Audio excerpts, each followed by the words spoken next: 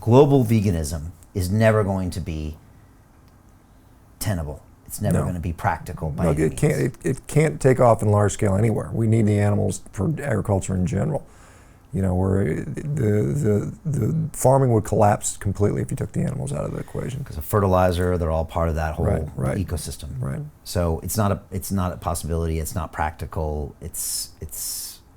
And the vegans agree with this too? No, of course they don't. They have some different outlooks, obviously. So let's talk about veganism Sure. and just go into this. So again, and I've been there, and I think this gives me a good point of reference because I was not seduced, but I was invited for my vegan tryout. I did a year on it. I trained for the Ironman race, 90 days on my brand new vegan diet, and I was surprised I didn't have injuries because I thought they were coming, and I didn't have them. And I don't know what that was. Again, I was going more whole food, all that stuff, but I trained well. I had to eat more, is one thing I remembered. I had to eat more because it probably wasn't as nutrient dense, maybe. And I made it through. And I also got seduced by the cult of veganism, let's just say it. So again, I'm doing the right thing for the planet. I'm not hurting the animals.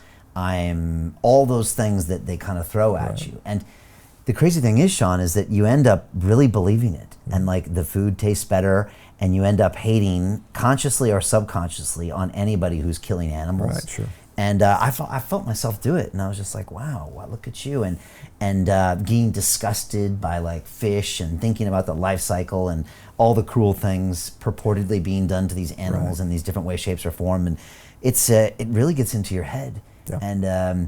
And again, I experienced it for a while, and then I came back. I have a lot of friends that have come on the show over the years. Timothy Sheaf was one of them, who was the vegan prince. He was the worst vegan. He used to call me out and be terrible to me. He used to bring fruit over to the thing and call me out, and then later he confided in me at one of my movie premieres, and he's just like, Brian, I started drinking milk and I feel amazing. And I was like, bro, you're the vegan prince. And then he finally came out and talked about it. So and again, when I stopped eating plant-based food at the end of that year, my vegan friends don't talk to me anymore because I got thrown out. Well, you were never a vegan. I mean, you were never really a vegan if you leave. So that's the current So theme. address some of these issues because these are real, and these get sold to you. You watch a movie on Netflix. By the way, they're all on Netflix, and they give you some narrative that you buy into, and we're supposed to be rational humans, but we're not. Then we get into this cult. There's tons of these arguments that we're being cruel, we're saving the planet.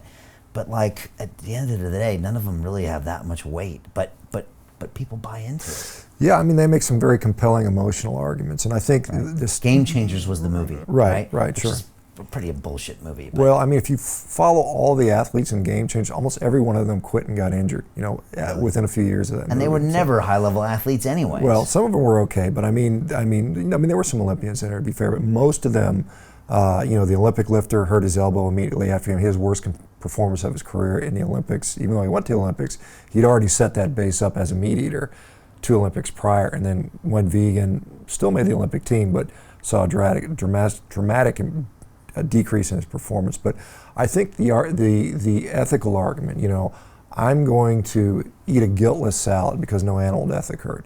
That is a big fallacy, because when you look at the way all food is raised, animals are killed. Now people say, well, it's incidental because the crop machine ran over the harvester and most of them run away.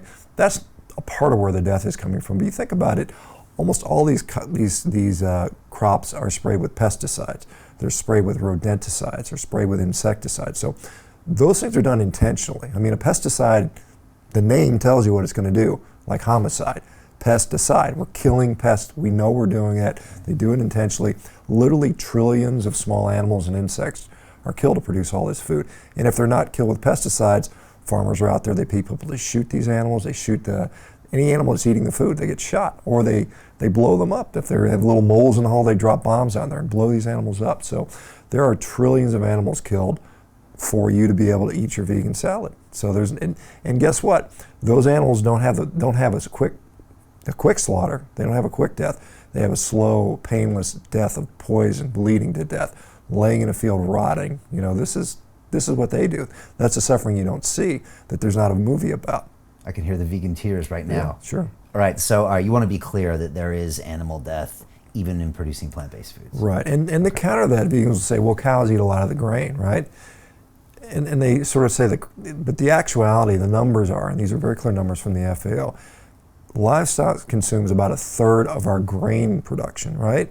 That's not all crops. I mean, cows aren't consuming carrots and potatoes and tomatoes and watermelons and, mangoes. They're not eating that. They might eat some of the scraps, but I mean, most of the crops on Earth are consumed by humans, either in the form of food or things like biofuels. Like a lot of the soybean oils are turned into biofuels. In fact, all the soybeans, and so most of the soybean meal goes to China to feed their pigs.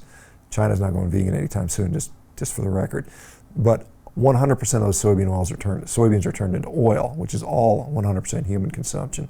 So it's not like, this argument that if we stop feeding cows, grain, that all these humans would have all this food. Most of what they eat, most of what the cows eat is inedible to humans. If you go to a livestock feeding area and pick up what they're eating, there's no way you'd eat that. It's not fit for human consumption.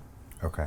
So they're not eating food that people would be eating. They're eating Typically, food that right. only those animals would be eating. Only about 10% of what they eat, humans can conceivably eat. So it's a very small percentage. What about the other, we're going through the vegan lists of arguments. So environment. Right. I don't like harming animals. Right. So if you don't like harming animals, you just have to stop living. There's nothing going to get around that. And just, like I said, every meal you consume comes with a lot of animal death. That's just the sad reality of this. And whether you see it on your plate or you don't, it's still there. Now you can pretend it's not there, have your guiltless smoothie or something like, or think you are, but it's not really happening.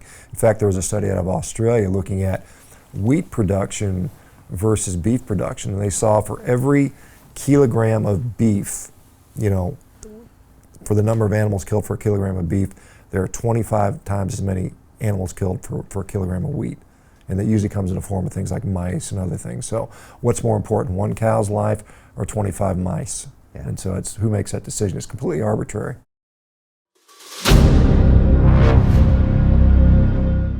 I'm looking for partners, collaborators, colleagues who want to join forces with me around the globe and create real value, generational wealth, and financial freedom for everyone else around the world.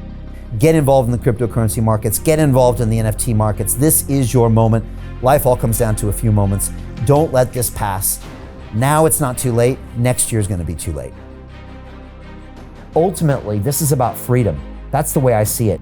This is about giving power back to the people and enabling billions of people worldwide to use the financial markets to improve their lives and those of their friends and their families and their communities.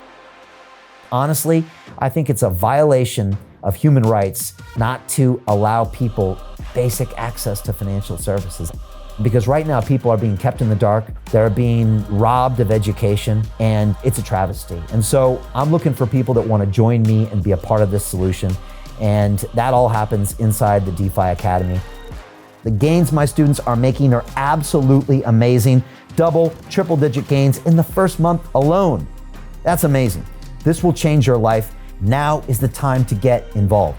I'm gonna tell you exactly how my students in my academy made money in the last 30 days. I'm talking about real trading results. And let me just whet your appetite a little bit. Let me hit you with some numbers. I'm talking Brendan from New Zealand is up 68.77% on the month. Steve from Europe up 83%. Albert in Singapore up 169.9% on one single trade.